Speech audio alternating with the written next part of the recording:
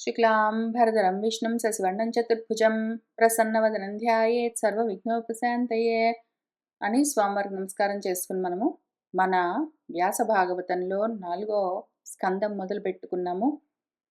అందులో మొదటి అధ్యాయాన్ని పోయిన వారము పూర్తి చేసుకుని దానికి మళ్ళీ ఆధ్యాత్మికంగా ఆత్మపరంగా అర్థం కూడా చెప్పుకున్నాము. అందులో ఒక విషయాన్ని నేను కొంచెం తొందరగా చెప్తూ వెళ్ళిపోయాను. దాన్ని కూడా మళ్ళీ చెప్పమని అడిగారు కాబట్టి మళ్ళీ వెనక్కి వస్తున్నాను. కొంచెం చివరన చిన్న భాగం వదిలిపెట్టాను. మన మనసున్నది అది రూపాలుగా ఉంటుంది. దానికి ఆలోచనలు వస్తాయి. ఆలోచన కలిగితే అది కర్మలు మొదలు పెడుతుంది. కర్మ ఫినిష్ అయితే సంతోషిస్తుంది. అది ఒకవేళ సంసారంతో కూడి ఉన్నదంటే మన మనసు, దాంట్లో చాలా రకాల మార్పులు, వికారాలు కలుగుతూ ఉంటాయి. ఆ వికారాలు అట్లా జరుగుతూ ఉండగా ఒకానొక సమయంలో మనలో స్త్రీ కూడా ఆధ్యాత్మిక జ్ఞానం కూడా, ఆత్మజ్ఞానం కూడా కలగొచ్చు. లేదా మట్టి ముద్దల్ని ప్రాణాలతో కలుపుకుని దాంతో మనం రూపాలు తయారు చేసుకునే ఆలోచన దగ్గర కూడా ఆగొచ్చు. ఈ స్త్రీ మాత్రం ఎప్పుడూ భగవత్పరమై ఉంటుంది కాబట్టి ఇంతవరకు వచ్చామంటే ఆ భృగువుతో కలిసి మన మనస్సు ఖ్యాతి వ్యాపించిందంటే అప్పుడు అది భర్గోదేవస్య ధీమహి అని బయలుదేరి మళ్ళీ భగవంతుడి దగ్గరికి వెళ్ళిపోతుంది. మనసు యొక్క పరిణామాల్లో ఇది చాలా మంచిది అని చూసుకున్నాం. ఒకటో రెండో మంచి కాంబినేషన్తో ఉన్న మనసుని మనం చూసుకుంటూ వస్తూ ఉన్న దాంట్లో ఇదొకటి చూసాము. ఆ తర్వాత ఒకవేళ మనము దక్షిణ మార్గంలో ఉండి దక్షతతో కర్మలు చేసుకుంటూ ఉన్నాము, ధర్మంతో కూడి ఉన్నప్పుడు మనలో ఏ ఏ శక్తులుంటే ఎటువంటి స్థితి కలుగుతుంది మన మనసుకు అని ఇవన్నీ చాలా లోతుగా సుదీర్ఘంగా చూసుకుంటూ వెళ్ళాము. ఇందులో ముఖ్యంగా భారతము భాగవతం కలిపి చూసుకున్నాం కాబట్టి భారతంలో అదే నరుడు జన్మించినప్పుడు మరీచి, అత్రి, అంగిరసుడు, పులస్త్యుడు, పులహుడు, క్రతువు, వశిష్ఠుడు అని ఇవన్నీ చెప్పుకుంటూ వచ్చారు. వీళ్ళందరూ వచ్చి అక్కడ నుంచున్నారు అని మనకు భారతంలో చెప్పారు. అంటే జన్మ తీసుకున్న ప్రతి జీవికి వాడి శరీరంలో ఇవన్నీ ఉంటాయని. ఇవి స్థూల శరీరానికి సంబంధించిన విషయాలు.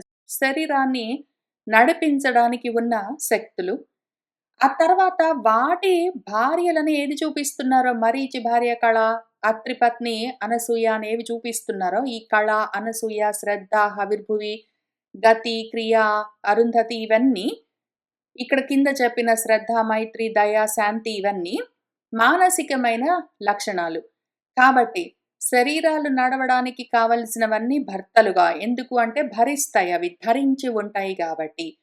అవి ధరించి ఉండే శక్తులేవున్నాయో అవన్నీ మానసికమైన వికారాలుగా, వాటికి భార్యలుగా, భార్య అంటే భరింపబడేది, భర్త అంటే ధరించేది. ఏది ధరిస్తూ ఉన్నదో నా ఇంద్రియాలను నడిపే శక్తులుంటాయి. అవి ఏ లక్షణాన్ని ధరించి ఉంటాయి అని ఈ 2 సెట్స్‌గా మనకి చూపిస్తూ వస్తూ ఉంటారు. ఇందులో మనము దక్షతతో దక్షిణ మార్గంలో కర్మలు చేసుకుంటూ ఉన్నాము. ఉత్తర మార్గం కాదు. దక్షిణ మార్గంలో ఉండి కర్మలు చేసుకుంటూ ఉన్న సమయంలో ఏం జరుగుతుంది అంటే ఇన్ని జరుగుతాయి. ఇన్ని జరిగి చివరికి మనకి నరనారాయణులు మూర్తి తీసుకుని సాకారంగా ఉద్భవిస్తారు. అది ఇంకా జన్మ, యాక్చువల్ ఫిజికల్ జన్మ. వాళ్ళు సాకారంగా నరత్వం నారాయణత్వం కలిసి జీవుడిగా రూపాన్ని తీసుకున్నప్పుడు ఒక మూర్తి ధరించి ఉంటుంది. ఆ రూపంలో మళ్ళీ 3 ధర్మాలుంటాయి. ఎందుకంటే మనం చెప్పుకుంటున్నవి ధర్మాలు. ఈ ధర్మాలు మళ్ళీ మార్పులు చెంది 3 విధాలుగా మారుతాయి. ఇక్కడ ఇంతవరకే నరనారాయణ మూర్తుల వరకే మనకి ధర్మంతో ఏది దక్షిణ మార్గంలో ధర్మంతో సంబంధము. తర్వాత ఈ దక్షతతో దక్షిణ మార్గంలో ఉంటే ఉన్నాము. ఉత్తర మార్గానికి ప్రయాణం మొదలు పెడతాము. ఉత్తర మార్గంలో మనము ప్రస్థానం మొదలుపెట్టినప్పుడు ఈ మూర్తి తీసుకున్న మనందరికీ, మన మూర్తులన్నిటికీ, మూర్తులు అంటే రూపాలు, మూర్తి అంటే ఒక ఐడల్, ఒక రూపం అని అర్థము. ఈ మూర్తులందరికీ ప్రతి మూర్తిలో 3 సిస్టమ్స్ ఉంటాయి. 3 సిస్టమ్స్ ఉంటాయి. ఎందుకు అంటే, ఎంతకాలం ఉంటామో ఆ దక్షిణ మార్గంలో దక్షతతో కర్మలు చేసుకుంటూ, దక్షిణ అంటే సామర్థ్యం అని గూడా అర్థం. ఆ శక్తి సామర్థ్యాలన్నీ పెట్టుకొని కర్మలు చేసుకుంటూ సంతోషంగా ఉండడం ఎన్నాళ్ళు చేస్తామో, అసలు పరమానందం అని ఒకటుంది. దాని దగ్గరికి వెళ్ళాలి గదా! అనే ఆలోచన మనకు కలిగినప్పుడు ఏం జరుగుతుందంటే, ఇందులోనే మళ్ళీ 3 విషయాలతో పాటు కలిసి పుడతాం మనము. మనము ఈ మూర్తి ధరించే టైంలోనే 3 ఉంటాయి మనలో. ఒకటేంటంటే అగ్ని, స్వాహ, పితృ, స్వధ, భవ, సతి అని చూపిస్తారు. చాలా గుహ్యంగా, గుహ్యతమము, గుహ్యాత్ గుహ్యతమం పరం అని ఆ రకంగా చూపిస్తారు. దాన్ని విప్పదీసి చూసుకుంటే చాలా సులువుగా అర్థమవుతుంది.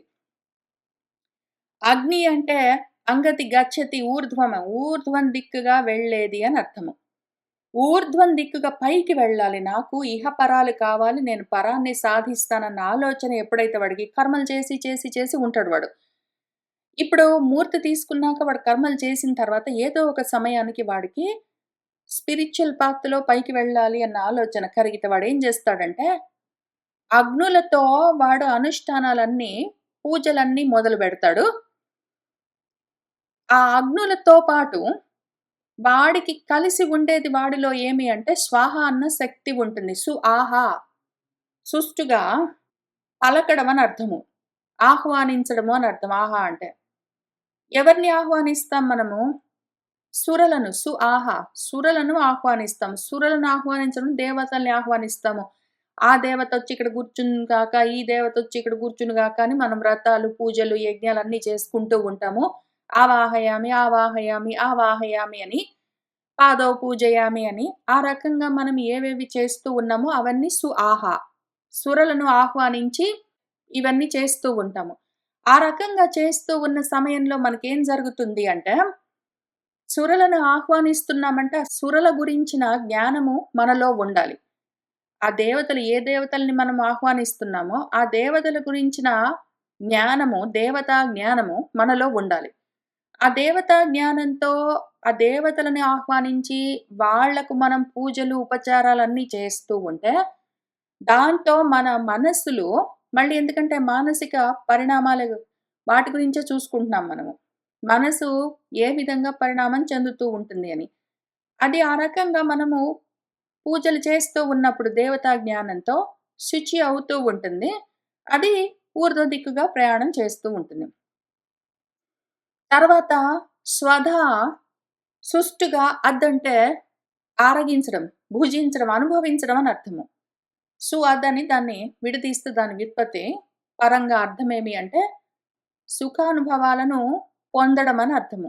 సుఖానుభవాలు కావాలి అంటే ఇహంలో మనకు అభ్యున్నతి కావాలి. తర్వాత పరంలో మనకు చక్కటి అనుభవాలుండాలి. మళ్ళీ జన్మలు తీసుకొని 7, 7 జన్మలు, 14 జన్మలు, ఎన్నో జన్మలు ఇట్లా సుఖంగా అనుభవించాలని ఏ కోరికలుంటాయో, నేను బాగుండాలి, నా పిల్లలు బాగుండాలి, వాళ్ళ పిల్లలు బాగుండాలి, మళ్ళీ నేను నా పిల్లల పిల్లలకు బిడ్డగా పుట్టాలి అని ఈ రకంగా ఏవేవి కోరికలుంటాయో వాళ్ళు మళ్ళీ, మళ్ళీ, మళ్ళీ జన్మలు తీసుకుంటూ ఉంటారు. వాళ్ళు సుష్టుగా అదే పనిగా సుఖాలను అనుభవించాలని కోరుకుంటూ ఉంటారు గాబట్టి స్వధాతో ఉంటారు.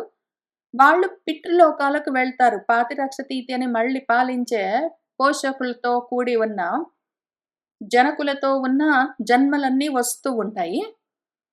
ఇప్పుడు దీనికి ఇటువంటి స్వధాతోటి మనము అటువంటి మనసుతో మన బుద్ధి ఒకవేళ స్వధాతో కూడి ఉన్నది అంటే, అనుభవాలు కావాలి అని కోరుకున్నది అంటే, అప్పుడది వయునాధారిణి అయి ఉంటుంది. వయున అంటే వియతే, గమ్యతే, ప్రాప్యతే అనేనా అని జ్ఞానం అని దానికర్థం జనరల్లీ. వయున అంటే జ్ఞానం అని అర్థము.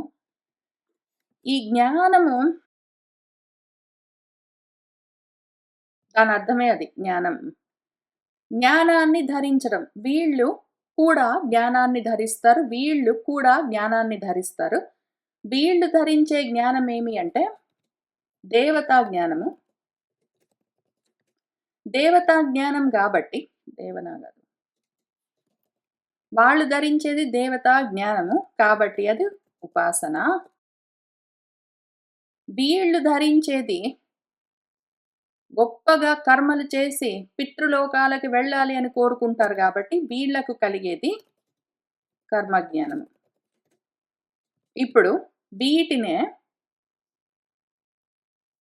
కొంచెం పెంచుతాను, ఇంకా కొంచెం టైప్ చేయడానికి వీలుంటుంది. దీన్నే ఉపాసన, కర్మ ఈ రెండింటిని కలిపి మనము కర్మనిష్ఠ అని పిలుస్తాము. ఉపాసనను, కర్మను కలిపి మనము కర్మనిష్ఠ అని పిలుస్తాము.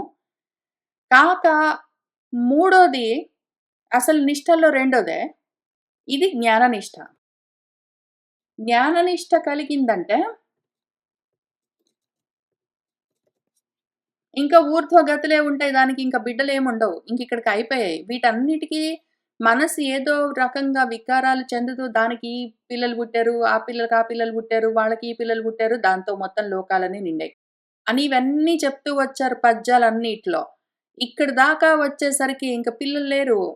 ఒకవేళ మన భవము అంటే మన భావము, మన ఆలోచన సన్మార్గంలోకి వెళ్ళిపోయిందనుకోండి, జ్ఞాననిష్టతో కూడి ఉన్నది అంటే, ఇంక దాంతో అది సాధించేది ఒకటే. ఆత్మను సాధిస్తుంది, ఇంక ఊరుకుంటుంది. కాబట్టి మనకు మొత్తము ఉన్నవి 2. ఒకటి ఆత్మనిష్ట, ఒకటి కర్మనిష్ట. కర్మనిష్టలోనే కర్మోపాసనలని చెప్తారు. ఆ కర్మోపాసనలు మళ్ళీ 2 రకాలుగా ఉంటాయి. స్వాహ, స్వధ అని. ఈ స్వాహ, స్వధల గురించే మన వాళ్ళు అగ్నులతో కూడి అంటే పూజలు, యజ్ఞాలతో కూడి స్వాహ, స్వాహ మన దేవతలను పిలవడం అన్నది ఉంటుంది. దాంతో పాటే స్వధ అదనం కావాలి మనకి, అనుభవాలు కావాలి అనుకున్నప్పుడు ఇహపరాలు సాధిస్తాము, రకరకాల లోకాలకు వెళ్తాం, పితృ లోకాలు వరకు వెళ్తాం, మళ్ళీ అక్కడి నుంచి తిరిగొస్తాము. ఇంతకీ అది విషయము.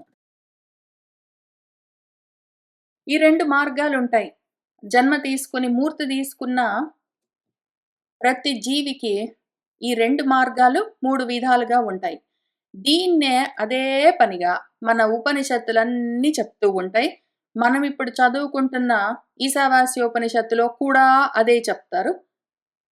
మనము ఉపనిషత్తులు చదివినా అదే ఉంటుంది, వేదాలు చదివినా అదే ఉంటుంది, పురాణాలు చదివినా అదే ఉంటుంది. విషయం మాత్రం ఇంతే. కాబట్టి ఇప్పుడు నా మార్గం ఏమి అంటే మూర్తి తీసుకున్నాను. మూర్తి తీసుకొని వచ్చాను. ఈ మూర్తిలో ఉన్నాను, ఈ రూపంలో ఉన్నాను ఇప్పుడు నేను. ఒకానొక సమయంలో పూజలు చేసేదాన్ని కొంతవరకు. ఉపాసన అంటే చాలా దూరం వెళ్ళి చాలా డీప్‌గా చేయడం అన్నది లేదు. జనరల్‌గా పూజలు అవన్నీ చేసేదాన్ని. అది గూడా దాటాను. స్వతహా అసలు కర్మలని జ్ఞానంతో కలుపుకొని చేయడం జనరల్‌గా చేశాను. అక్కడికయిపోయింది. ఏ లోకాల గురించి నాకు ఆశ లేదు. వాటినెప్పుడో వదిలిపెట్టేసాను. ఇప్పుడు ఈ మార్గంలో, జ్ఞాన మార్గంలో ఉన్నాను. నిష్టగా ముందుకు వెళ్ళడానికి ప్రయత్నం చేస్తున్నాను. భవములను నశింపచేసుకునేందుకు కావలసిన భావము, బ్రహ్మాకార వృత్తి నాలో కలగాలని అందుకోసమే ఇవన్నీ అధ్యయనం చేస్తూ ఉన్నాను. ఎందుకు అంటే నాలో ఉన్న బ్రహ్మాకార వృత్తి నాకు తెలియాలి, నాకు అర్థం కావాలి. ఎందుకు మళ్ళీ ప్రాపంచికమైన రకరకాల భావాలు, రకరకాల ప్రత్యయాలు, ఆలోచనలు నాలో అంతా నిండి ఉన్నాయి మరి. వీటిలో ఇన్ని రకాల వందల కొద్దీ భావాలు నాలో నిండి ఉండగా, ఏ ఒక్కటి నాలో జ్ఞాననిష్టగా ఉన్నది, ఏ ఒక్కటి బ్రహ్మాకార వృత్తై ఉన్నది అని నేను చూసుకోగలిగితే, ఈ వృత్తులన్నిటి మధ్యలో ఎందుకంటే మనసున్నదంటే అది అనంత రూపాలుగా ఉంటుంది. దానికి ఇవన్నీ ఉంటాయి. ఒక్కటి తక్కువ ఉండదు. అన్నీ ఉంటాయి. కొంత ఎక్కువ, కొంచెం తక్కువ తారతమ్యాలు ఉండిండొచ్చు గానీ, లేకపోవడం అన్నది లేదు. ఇన్ని ఆలోచనల మధ్యలో ఒక్క ఆలోచన ఉంటుంది. ఒక్కటుంటుందిక్కడ. ఈ ఒక్క ఆలోచనను నేను ఐడెంటిఫై చేసి, దాన్ని వేరు చేసి, దాన్ని వృద్ధి చేసుకొని, ఇంకా నేను కోరుకున్నది సాధించాలి. దానికోసమే ఇదంతా అసత్, ఇది సత్, సదసత్ వివేకం కోసమే నాలో ఆ బ్రహ్మాకార వృత్తిని ఎట్లా ఐడెంటిఫై చేయాలని అర్థం చేసుకోవడం కోసమే ఇంతగా ప్రతిది అక్షరము, ప్రతి అక్షరము అర్థం చేసుకోవడానికి ప్రయత్నం చేస్తాను వేదాలు చెప్తున్నది ఏమి అని. కాబట్టి ఇది మనకున్న 2 మార్గాలు. నా చేత 2 మార్గాలు ఇంతకు ముందు చెప్పబడ్డాయి అని భగవద్గీతలో గూడా చెప్పింది ఇవే 2 మార్గాలు. 2 నిష్టలుంటాయి. వాటిని 2 ప్రయత్నం జేసుకోవచ్చు. కానీ దీనివల్ల మాత్రం మోక్షము. కాబట్టి ఇక్కడి దాకా వెళ్ళినా కూడా మళ్ళీ ఇక్కడికొచ్చి దాటిపోవచ్చు అని మన భగవంతుడేం చెప్పారో, అదే విషయం మళ్ళీ మనకిక్కడ మొదటి అధ్యాయంలో ఉన్నది. ఇప్పుడు ఇంక అక్కడి నుంచి ముందుకు వెళ్దాం. కాబట్టి వీళ్ళు కూడా ఉంటారు. మనకు అగ్నులు ఉంటాయి. వయున, ధారిణి గూడా ఉంటుంది. స్వధ గూడా ఉంటుంది. స్వధతో పాటు స్వాహ గూడా ఉంటుంది. స్వాహ సరే, స్వధ సరే వీళ్ళకు నమస్కారము. ఆ శక్తులకు, నా మనసులోని ఆ శక్తులకు నమస్కారము. ఆ ప్రత్యయాలకు నమస్కారము. అవి కొంచెం పక్కన నిలబడితే, భవమున్నది సతితో కూడి, ఇది కావాలి నాకు. దీంతో దాటిపోవాలి. అది నా కోరిక. ముముక్షుత్వం, నాలో ఉన్న ముముక్షుత్వం. దానికోసం తాపత్రయం. ఇప్పుడు రెండో అధ్యాయం మొదలు పెడదాం. ముందు కథగా చెప్పుకుందాము. నేను కథగా చెప్తూ ఉన్నా కూడా, మీరు దీన్ని ఆధ్యాత్మికంగానే ఆలోచిస్తూ, భావన చేస్తూ, జ్ఞానంతో దాన్ని పట్టుకుంటూనే వదిలిపెట్టకుండా, జ్ఞానంతో దాన్ని వదిలిపెట్టకుండానే కథగా పట్టుకుంటూ ఉండండి. మళ్ళీ వచ్చి దాన్ని ఎట్లయినా ఆత్మపరంగా అర్థం చేసుకుంటాము.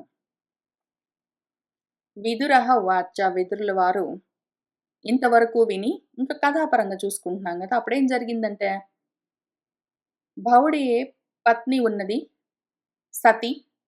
ఆమెకు బిడ్డలు లేరు. ఒకానొక సమయంలో వాళ్ళ నాన్నగారు ఆమె భర్త పట్ల దురుసుగా ప్రవర్తిస్తే, ఆమె శరీరాన్ని త్యాగం చేసింది అని మన మైత్రేయ మహర్షి చెప్పగా, విదురుల వారు మైత్రేయ మహర్షిని ఒక ప్రశ్న వేస్తున్నారు. భవే శీలవతాన్ శ్రేష్ఠే దక్షః దుహితృవత్సలః విద్వేషం అకరోత్ కస్మాత్ అనాదృత్య ఆత్మజాం సతీం కః తం చరాచర గురుం నిర్వైరం శాంత విగ్రహం ఆత్మారామం కథం ద్వేష్టి జగతః దైవతం మహత్ ఏతదాఖ్యాహి మే బ్రహ్మన్ జామాతుః శ్వశురస్య చ విద్వేషః తు యతః ప్రాణాన్ తత్యజే దుశ్చచాన్ సతి. మన దక్షుడు, ఆయనకు దుహిత అంటే కూతురు, దుహితృవత్సలుడు. ఆయన కూతురు అంటే చాలా ప్రియము, చాలా ప్రేమ దక్షుడికి. అంత ప్రేమ కలిగిన వాడు కూతురు పట్ల. ఆయన ఒకవైపు, ఇటువైపేమో శీలవంతుడైన భవుడు, అసలు శీలవంతులలోనే శ్రేష్ఠుడైన భవుడు. అసలు భవుడి యందు ఏ లోపము లేదు. దక్షుడికి కూతురు పట్ల అమితమైన వాత్సల్యము. ఇన్నీ ఉండగా ఎందుకు ఆయన కస్మాత్ విద్వేషం అకరోత్, ఎందుకు ద్వేషించాడు అల్లుడు పట్ల? పైగా ఆత్మజ తన కన్న కూతురైన సతిని అనాదరించి, తన కన్న కూతురైన సతీదేవిని అనాదరించి, ఏ తప్పు లేని అల్లుడి పైన ఎందుకు ఆయన ద్వేషం పెంచుకున్నాడు? అసలు మన భవుడు చరాచర సర్వ ప్రాణులకు గురువు గదా, తండ్రి గదా. దేనితో వైరం అన్నది ఆయనకు లేనే లేదు గదా. ఆయనకు ద్వేషమే లేదు గదా. ఎప్పుడు శాంత స్వరూపమై ఉంటాడే. ఆత్మారాముడుగా ఉన్నవాడు మన భవుడు. ఈ జగత్తుకు మహత్ దైవతమైన మహాదేవుడై ఉన్నాడు. అటువంటి వాడి పట్ల కహ ఎవడైనా కథం ఎందుకని ద్వేషిస్తాడు? అసలు అటువంటి వాడి పట్ల ఎవరికైనా ఎందుకు వస్తుందయ్యా ద్వేషము? ఆయన ఏం చేశాడు? ఇదంతా ఓ బ్రహ్మన్ గురువు గారు మే ఆఖ్యాహి, నాకు చెప్పండి. జామాతుః అల్లుడు గారు, శ్వశురస్య మామగారు మధ్యలో ఈ విద్వేషః ఈ ద్వేషము యతః ఎందుకని కలిగింది? పైగా మన సతీదేవి దుస్త్యజ్యాన్ వదలరాని ప్రాణాలను ఎందుకు తత్యజే వదిలిపెట్టింది? ఈ విషయాలు కొంచెం చెప్తారా అని మన విదురుడు అడిగాడు. అప్పుడు మైత్రేయ మహర్షి మనకింక కథ చెప్పడం మొదలుపెడుతూ ఉన్నారు. చాలా సంతోషంగా దాన్ని పరమోత్సాహంగా వింటూ వెళ్దాం. ముందు కథగా విందాము. మైత్రేయః ఉవాచ పురా విశ్వసృజాం సత్రే సమేతాః పరమర్షయః తథా అమరగణాః సర్వే సానుగాః మునయః అగ్నయః. పురా ఒకానొక సమయంలో అనగనగా వన్స్ అపాన్ ఏ టైం మన పరమ ఋషులందరూ అగ్నులన్నీ మునులందరూ వాళ్ళ అనుచరులతో పాటు తథా అదే విధంగా అమరగణాలన్నీ సర్వే విశ్వసృజాన్ సత్రే సమేతాః ప్రజాపతుల సత్రంలో సత్రయాగం చేసుకోవడం కోసము కలిశారు.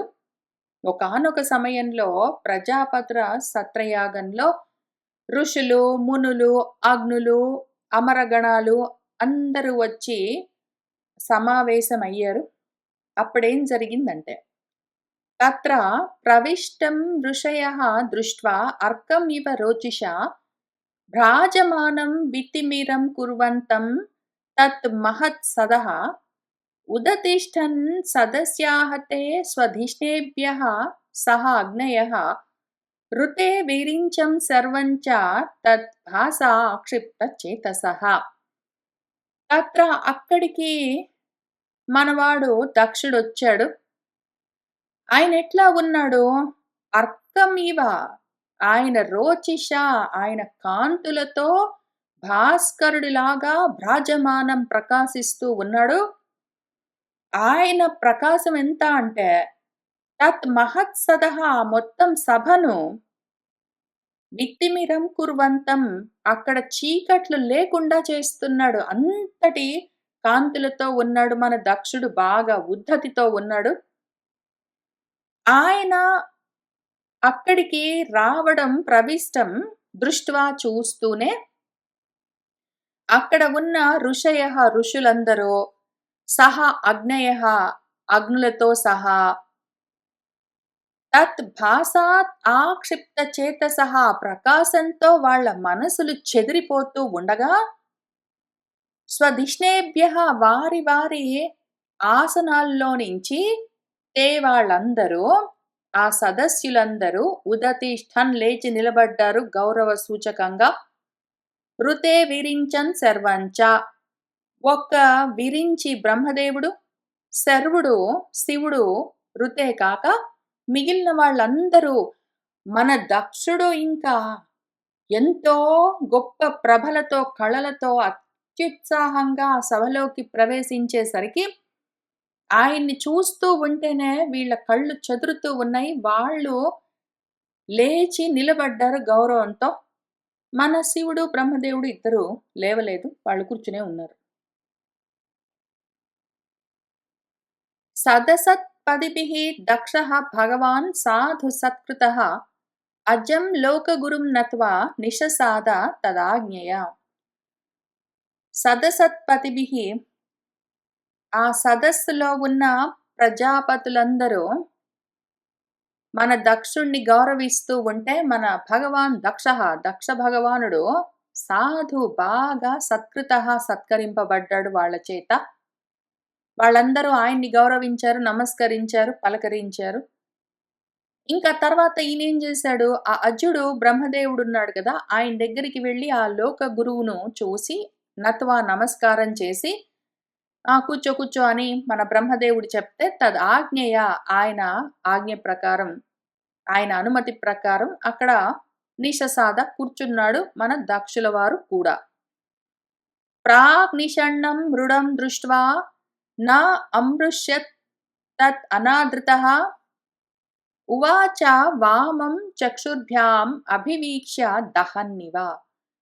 ఎదురుగా చూశాడు మన మృడుడు ఈయన అందరికీ సుఖాన్నిస్తూ ఉంటాడు. ఈయనను చూస్తే టెక్నికలీ మనకు గూడా సుఖము, శాంతి కలగాలి. మన వాడికి కలగలేదు. ఎదురుగా నిషణ్ణం కూర్చున్న మృడుణ్ణి దృష్ట్వా చూస్తూనే, ఆహా! ఇంత అనాదరించాడే నన్ను. పలకరించలేదే, నాకు నమస్కారం చేయలేదే, నన్ను గౌరవించలేదే అని నా అమృష్యత్ తత్ తాను తట్టుకోలేకపోయాడాయన. దాంతో చక్షుర్భ్యాం దహన్నివ కళ్ళతోటే శివుణ్ణి కాల్చేస్తూ ఉన్నట్టు వామం ఒక వైపుకి తిరిగి కడగంటి చూపులతో మన శివుణ్ణి అభివీక్ష చూసి ఈ విధంగా ఉవాచ అంటూ ఉన్నాడు. ఎదురుగా చూస్తే శివుడు కనిపిస్తూ ఉన్నాడు. ఏం పట్టించుకోవట్లేదు, ఏం గౌరవించట్లేదు, పలకరించట్లేదు. ఈయన ఇంకా వంకరగా మన శివుణ్ణి చూసి అడ్డంగా ఆయన్ని చూస్తూ కోపంతో ఈ విధంగా అంటూ ఉన్నాడేదో కళ్ళతోటి చూపులతోటి కాల్చేస్తున్నట్టున్నది. ఆయనేమంటున్నాడంటే శ్రూయతాం బ్రహ్మర్షయః మే సహ దేవాః సహ అగ్నయః సాధూనాం భ్రువతః వృత్తం న అజ్ఞానాత్ న చ మత్సరాత్. ఓ బ్రహ్మర్షులారా, దేవతలతో సహా అగ్నులతో సహా అందరూ మీరు నేను చెప్తున్న ఈ మాటలు శ్రూయతాం వినండి. మీరందరూ విందురుగాక. ఒక మాట చెప్తున్నాను వినండి. ఎందుకు చెప్తున్నానంటే సాధూనాం వృత్తం, సత్పురుషులు సన్మార్గంలో ఉన్న వాళ్ళు ఏ విధంగా ప్రవర్తించాలి అన్న విషయాన్ని భ్రువతః చెప్తూ ఉన్నాను. ఏదో అక్కర్లేని మాటలు చెప్పట్లేదు. మనం అసలే సభలో ఉన్నాము. సభ్యతతో ప్రవర్తించాలి. ఇక్కడ ఈయన అసభ్యంగా ప్రవర్తిస్తున్నాడు. సభలో ఉన్నవాళ్ళు ఎట్లా ప్రవర్తించాలో తెలియకుండా ప్రవర్తిస్తున్నాడు. సత్పురుషులు ప్రవర్తించే విధానమేంటో చెప్తాను, మీరు వినండి. నేనేంటో అజ్ఞానంతోటి చెప్పట్లేదు, మాత్సర్య భావంతోటి చెప్పట్లేదు, కోపంతోటి ఏం చెప్పట్లేదు. ఉన్న విషయం చెప్తున్నాను. అయంతు లోకపాలానాం యశోజ్ఞః నిరపత్రపః సద్భిః ఆచరితః పంథా యేన స్తబ్దేన దూషితః. అయం ఈయన లోకపాలానాం యశోజ్ఞః, లోకపాలకుల యొక్క యశస్సును నశింపజేసేవాడు. నిరపత్రపః, త్రప అంటే సిగ్గు. అసలు సిగ్గన్నది లేదు. ఏమాత్రం సిగ్గు లేకుండా కూర్చున్నాడిక్కడ. సద్భిః ఆచరితః పంథా, సత్పురుషులు ఆచరించే మార్గమేమున్నదో అది ఈయన చేత, ఈ స్తబ్దుడి చేత అసలు చూసావా ఎంత పొగరో దర్పము. కనీసం ఇట్లా వంగను కూడా వంగట్లేదు. అంత బిగదీసుకునున్నాడు. ఆయన చేత దూషింపబడుతున్నది. సత్పురుషులు ఆచరించే మార్గమే చెడిపోతున్నది దీని వల్ల. ఏషః మే శిష్యతాం ప్రాప్తః యత్ మే దుహితుః అగ్రహీత్ పాణిం విప్రాగ్నిముఖతః సావిత్ర్యా ఇవ సాధువత్. ఏషః ఈయన ఏమంత పొగరు, వంగను కూడా వంగట్లేదు, నాకు నమస్కారం కూడా చేయట్లేదు. మే శిష్యతాం ప్రాప్తః, నాకన్నా చిన్నవాడు. నేను ఆయనకి గురువును. ఎందుకు అంటే తండ్రి స్థానంలో ఉన్నాను. నా కూతుర్నిచ్చి పెళ్లి చేశాను. పిల్లనిచ్చిన మామగారిని ఆయనకన్నా పెద్దవాణ్ణి. యత్ ఏదైతే మే దుహితుః పాణిం, నా కూతురు పాణిగ్రహణం చేశాడాయన. ఊరికిన ఎవరికి తెలియకుండా కూడా కాదు. విప్ర అగ్ని ముఖతః, బ్రాహ్మలు చూస్తూ ఉండగా అగ్ని సాక్షిగా నా కూతురు పాణిగ్రహణం చేసి నాకు అల్లుడయ్యాడు. కాబట్టి నాకన్నా చిన్నవాడు, నాకు శిష్యుడు. నేను ఆయనకి గురుస్థానంలో ఉన్నాను. అట్లాడితే చూసావా అసలు గౌరవించడం అన్నది లేదు. సావిత్ర్యా ఇవ సాధువత్, సత్పురుషులు సావిత్రిని పుచ్చుకున్నట్టు ఈయన నా కూతుర్ని గ్రహించాడు. కానీ సాధు మార్గమేమున్నది ఇక్కడ? సన్మార్గంలో ప్రవర్తిస్తున్నాడేంటి? నా కూతుర్ని పెళ్లి చేసుకున్న తర్వాత నన్ను గౌరవించొద్దు? చూడ్డానికి సాధువులాగా ఉంటాడు. సాధువులకు సావిత్రి మంత్రాన్ని ఇచ్చినట్టు అనవసరంగా నా కూతుర్నిచ్చి పెళ్లి చేశాను. గృహీత్వా మృగసేవాక్ష్యాః పాణిం మర్కటలోచనః ప్రత్యుత్థాన అభివాదార్హే వాచా అపి అకృత న ఉచితం. మృగసేవాక్ష్యాః జింక పిల్ల వంటి కన్నులున్న నా కూతురి యొక్క పాణిం చేతిని ఈ మర్కట లోచనుడు కోతిలాంటి కళ్ళినవే. ఈయన కళ్ళు చూసావా? కోతిలాంటి కళ్ళు. అందమైన జింక పిల్లలాంటి కళ్ళున్న నా కూతుర్ని పాణిగ్రహణం చేసి పెళ్లి చేసుకున్నాడు. ఇప్పుడు అల్లుడై ఉండి మామగారినన్న మర్యాద కూడా లేకుండా ప్రత్యుత్థాన అభివాద అర్హే లేచి ఎదురొచ్చి నన్ను గౌరవించి పలకరించి నమస్కరించి మాట్లాడొద్దు. కనీసం వాచాపి మాట మాత్రంగానైనా ఉచితంగా తగిన విధంగా నా అకృత అననే అన్నాడు. పలకరించినా పని ఎట్లా ఉన్నారు మామగారు అని కూడా అనలేదు కనీసము.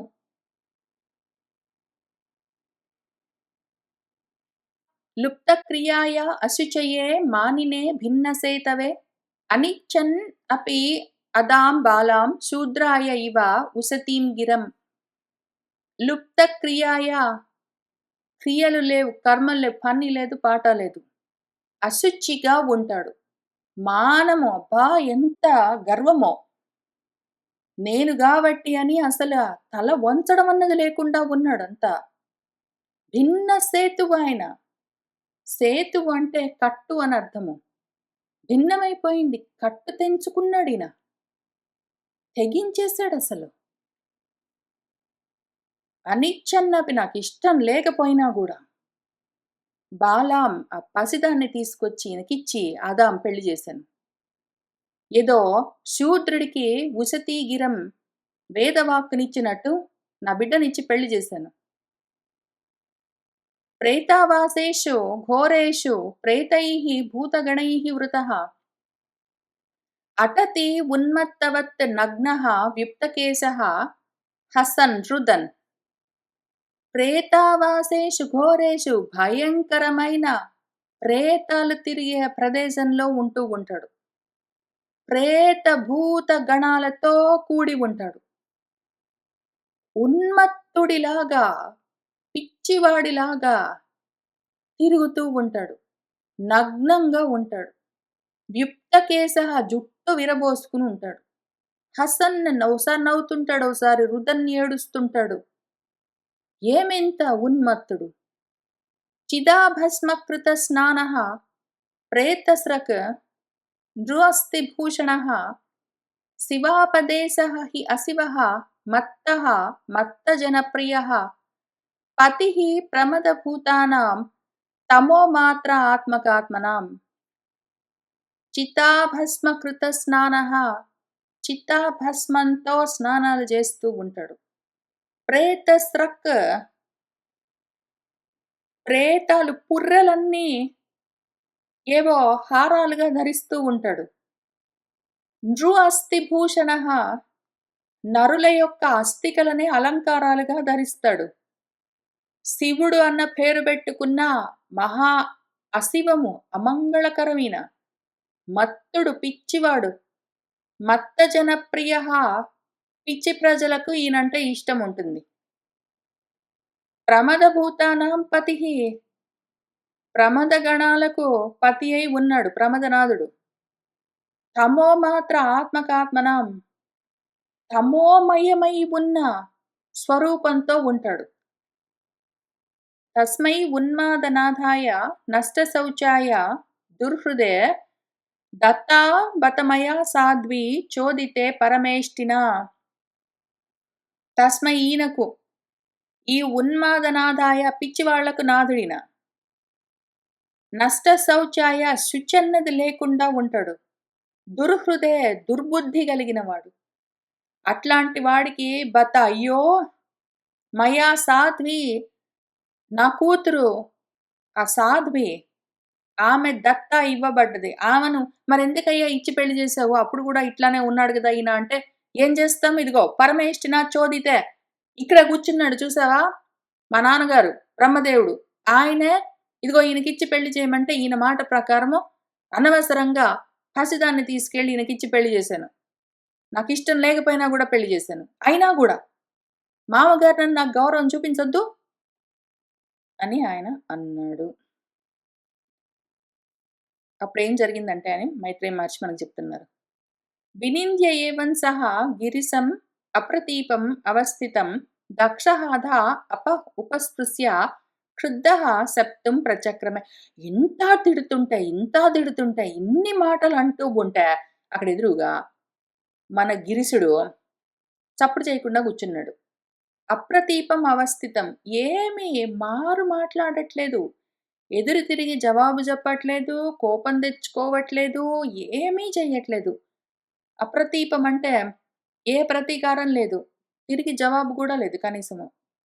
ఆయనతో దక్షుడితో తిరిగి గొడవ పెట్టుకోవడం పక్కన పెట్టి, కనీసము మారు మాట్లాడడం గూడా లేదు.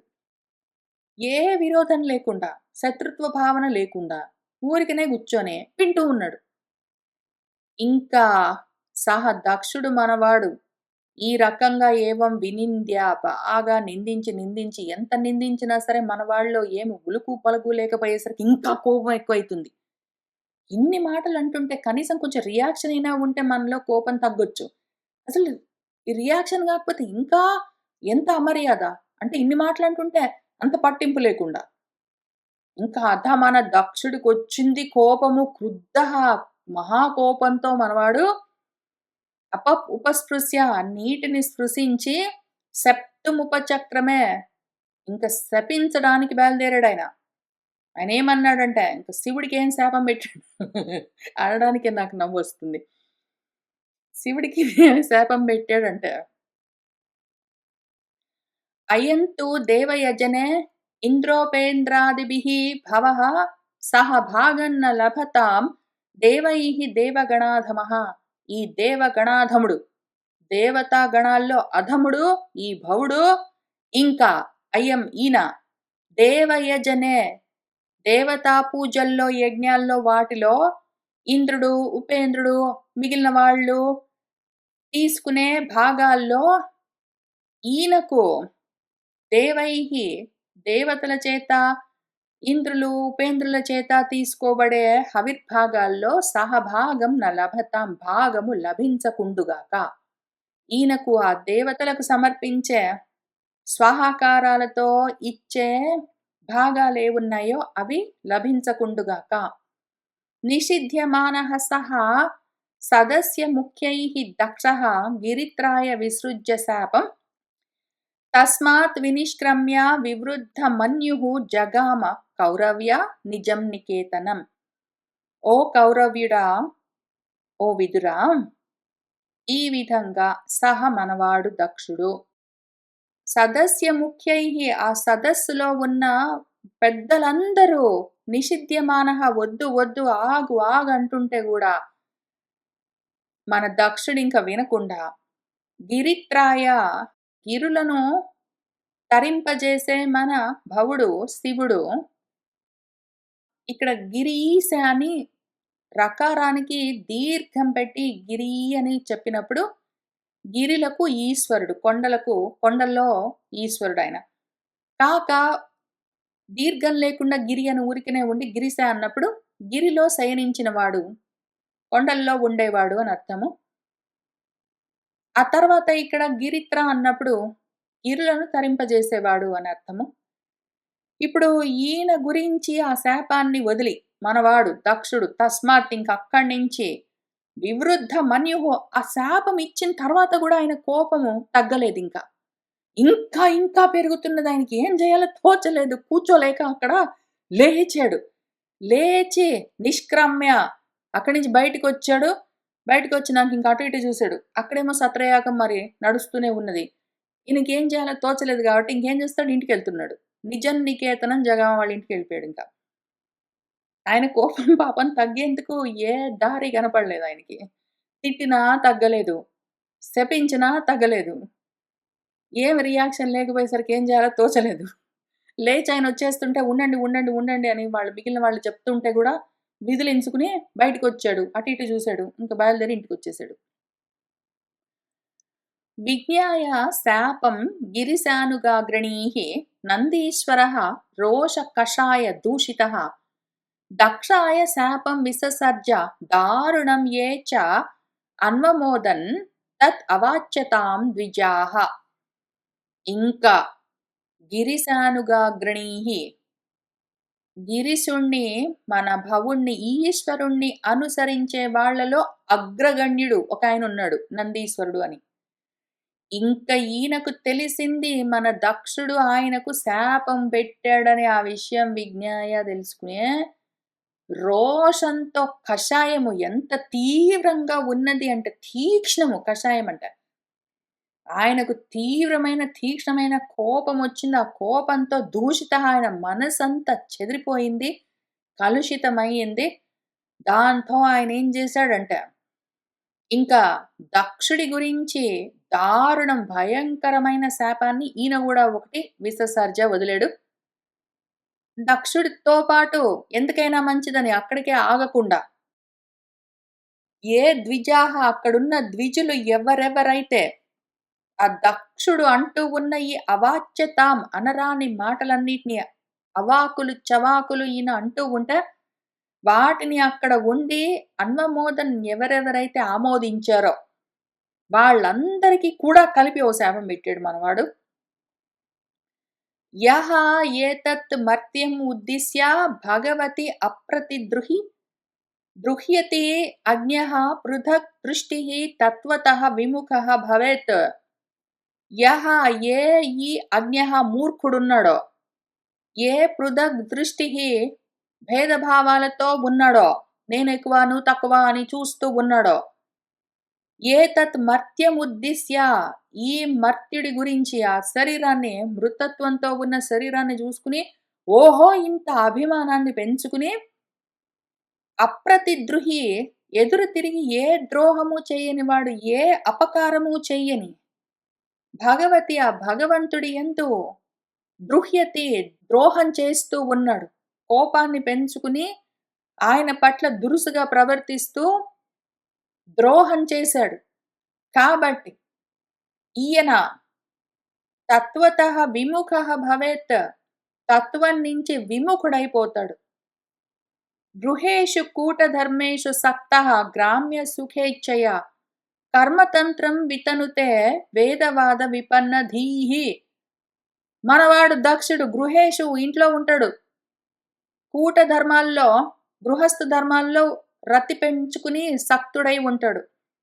గ్రామ్య సుఖ ఇచ్ఛలతో ఉంటాడు, అనుభవాలు కావాలి, సుఖాలు కావాలి అని కోరికలు. అందుకని వేదవాద విపన్న ధీహి, వేదవాదాలన్నీ విని వేదవాక్యాలన్నీ వేదం అంతా చదువుకుని అందులో ఉన్న విషయాలన్నీ ధర్మాలు ఇవన్నీ నువ్వు ఈ ధర్మాలు చేసావంటే నీకు ఈ అనుభవాలు వస్తాయి, ఈ భోగాలు వస్తాయి, ఈ లోకాలు వస్తాయి అని చెప్తూ ఉంటే వాటన్నిటితో విపన్నం ఆపద నశించిపోయిన బుద్ధి కలిగిన వాడు వేదం చెప్పిన మాటలన్నీ విని బుద్ధి చెడగొట్టుకుని కర్మతంత్రాన్ని వితనుతే వ్యాప్తి చేస్తూ తిరుగుతూ ఉంటాడో. బుద్ధ్యా పరావిధ్యాయిన్యా విస్మృత ఆత్మగతి పశ్యుః స్త్రీకామః సహ అస్తు అతితరాం దక్షః బస్తముఖః అచిరాత్. పరావిధ్యాయిన్యా బుద్ధ్యా అక్కర్లేని పర విషయాల గురించి అదే పనిగా ధ్యానాలన్నీ చేస్తూ ఉన్న బుద్ధితో ఉండి ఆత్మ మార్గాన్ని విస్మరించి పశువుగా మారి స్త్రీకాముడై అతితరాం స్త్రీకామః ఇంకా అత్యధికమైన స్త్రీకాముకత్వంతో ఉండి సహ దక్షః దక్షుడు అచిరాత్ తొందరలోనే బస్తముఖః అస్తు మేక ముఖంతో ఉండుగాక. విద్యా బుద్ధిః అవిద్యాయాం కర్మమయ్యాం అసౌ జడః సంసరంతు ఇహ ఏ చ అముం అను సర్వ అవమానినం. ఈ జడుడు మూర్ఖుడు అసౌ కర్మమయమైన అవిద్యను పట్టుకుని అదే విద్య అన్న బుద్ధితో ఉండి ఇహ ఈ భూమి మీద సంసారంతి తిరుగుతూ ఉంటాడు ఇంకా సంసారాల్లో. ఏ చ ఎవరెవరైతే అముం ఈయనను ఈ సర్వ అవమానినం సర్వుణ్ణి అవమానించిన ఈయనను అనుసరిస్తారో వాళ్లకు కూడా ఇదే గతి పడుతుంది. గిరహస్రుతాయాః పుష్పిణ్యాః మధుగంధేన భూరిణా మద్నా చ ఉన్మథిత ఆత్మానః సమ్మోహ్యంతో హరిద్విషః. హరిని ద్వేషించే ఈయనని అనుసరించే వాళ్ళందరూ భూరిన మధుగంధేన ఇంకా బాగా విస్తారంగా మధువులతో తేనెలతో కూడిన పరిమళాలతో ఉన్న పుష్పాల్లాంటి వేద వాక్కులతో మద్న మనసులన్నీ మధించి పోతూ ఉండగా, ఆ మధితమై ఉన్న మనసులన్నీ కలిచివేస్తూ ఉండగా సమ్మోహ్యంతో మోహానికి గురి అవుగాక. సర్వభక్షాః ద్విజాః వృత్యైః ధృతవిద్యాః తపోవ్రతాః విత్తదేహేంద్రియారామాః యాచకాః విచరంతు ఇహ. ఇహ ఇంక వాళ్ళు ఈ భూమి మీద జన్మలు తీసుకునే ఆ ద్విజులందరూ సర్వభక్షాః ఏది పడితే దాన్ని అనుభవించడం మీదే మనసులతో ఉన్నవాళ్ళై, వృత్తి కోసము విద్యలను ధరిస్తూ, తపోవ్రతాలు విద్యలు ఇవన్నీ ఎందుకు వాళ్ళు ధరించేది అంటే వృత్తి కోసము.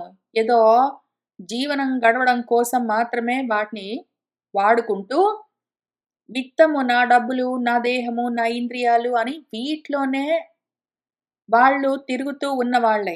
ఆత్మారాములు కాకుండా దేహేంద్రియ విత్తారాములవుతూ యాచకులై వాళ్ళు విచరంతు తిరుగుతూ ఉందురుగాక. తస్య ఏవం దదతః శాపం శ్రుత్వా ద్విజకులాయ వై భృగుః ప్రత్యసృజత్ శాపం బ్రహ్మదండం దురత్యయం. తస్య ఆయన యొక్క మన నంది యొక్క ఏవం ఈ శాపం దదతః శాపం ఇస్తూ ఉంటే ఆయన శాపాన్ని శ్రుత్వా విని, పైగా దక్షుడు చేసినందుకు దక్షుడు ఒకటికే ఇవ్వచ్చు కదా, దక్షుడు చేస్తూ ఉన్నదాన్ని చూసి ఆమోదించినందుకు మిగిలిన వాళ్ళందరికీ ద్విజులందరికీ ద్విజ కులానికి మొత్తానికి ఇట్లాంటి శాపాలన్నీ పెడితే అక్కడే ఉన్న మన భృగువు లేచాడు. ఇంకా ఆయన దురత్యయం దాటరాని బ్రహ్మదండాన్ని బ్రహ్మవాక్కును పెట్టుకుని శాపాన్ని ప్రత్యసృజత్, ఆయన కూడా ప్రతి శాపాన్ని ఇచ్చాడు. ఆయన ఏమన్నాడంటే భవవ్రతధరాః ఏ చ తాన్ సమనువ్రతాః పాఖండినః తే భవంతు సత్యాస్త్ర పరిపంథినః.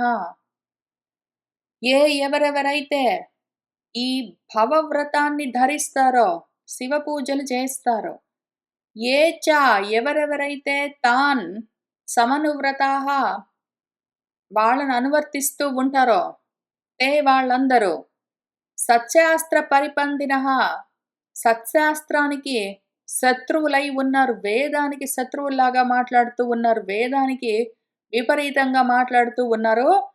వాళ్ళందరూ తే పాఖండినః భవంతు పాఖండులై ఉందురుగాక. నష్ట శౌచాః మూఢధియః జటాభస్మ అస్థిధారిణః విశంతు శివదీక్షాయాం యత్ర దైవం సురాసవం. నష్ట శౌచాః నశించిన శౌచంతో, మూర్ఖపు బుద్ధులతో, జటలతో, భస్మాలతో, అస్తులతో వీటిని ధరించిన వాళ్ళై శివదీక్షను పొంది విశంతు అందులో ఉందురుగాక.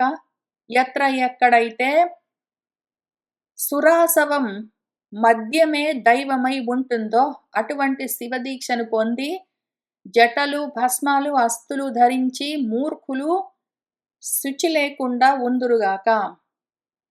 బ్రహ్మచ బ్రాహ్మణాంచయేవ యత్ యూయం పరినిందధ సేతుం విధారణం పుంసాం అతః పాఖండమాశ్రితాః.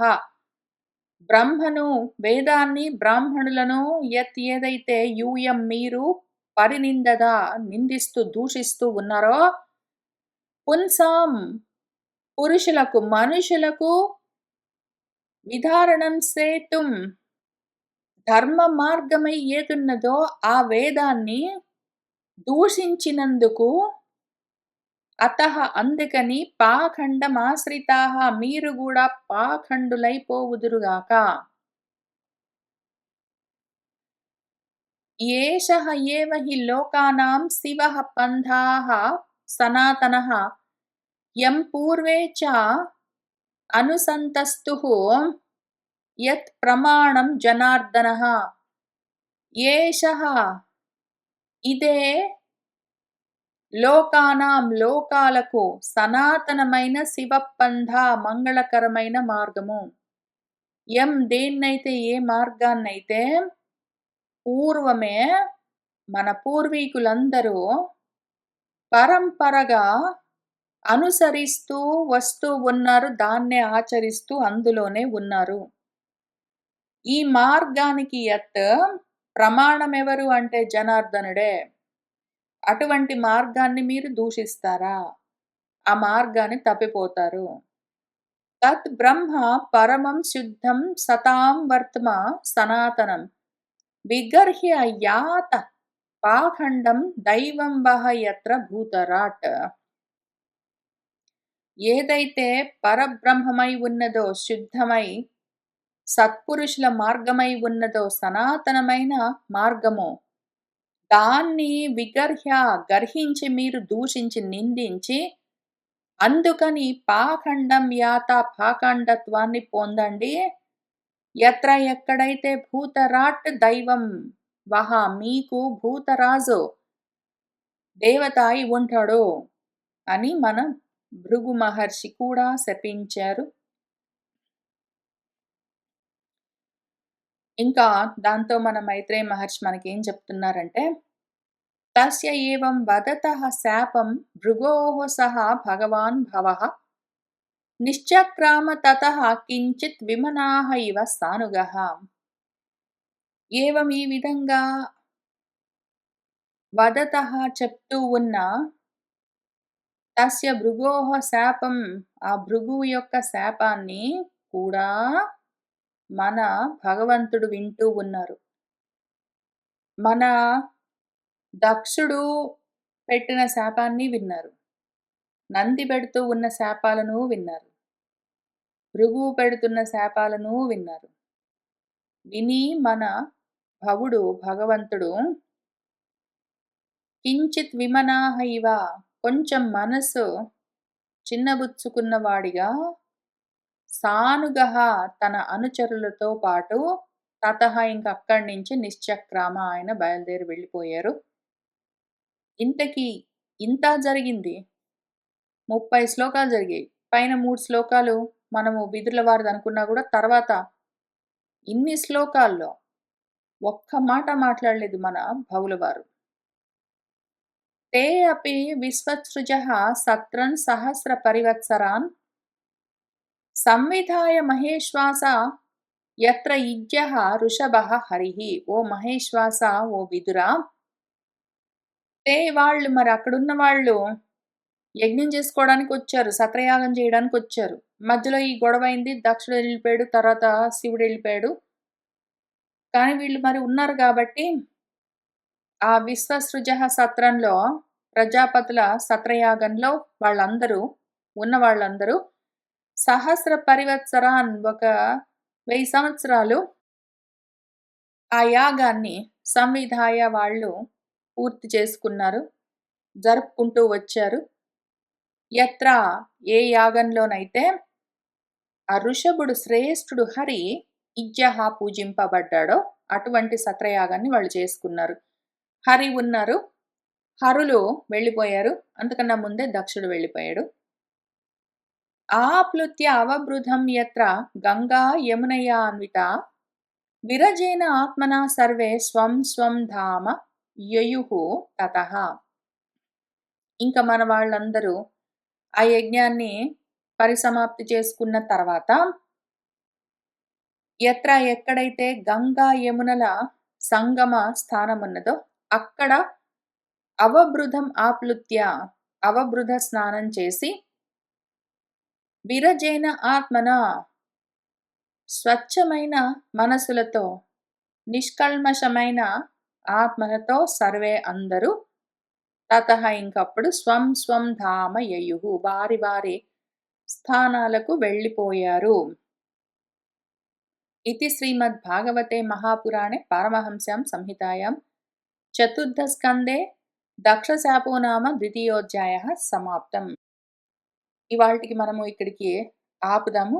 వచ్చే వారం కలిసి కూర్చుని ఆ తర్వాత ఏం జరిగింది, మనం దీన్నెట్లా అర్థం జేసుకోవాలని తెలుసుకుంటూ వెళ్దాము. సర్వం శ్రీకృష్ణ పరబ్రహ్మ పాదారవిందార్పణమస్తు.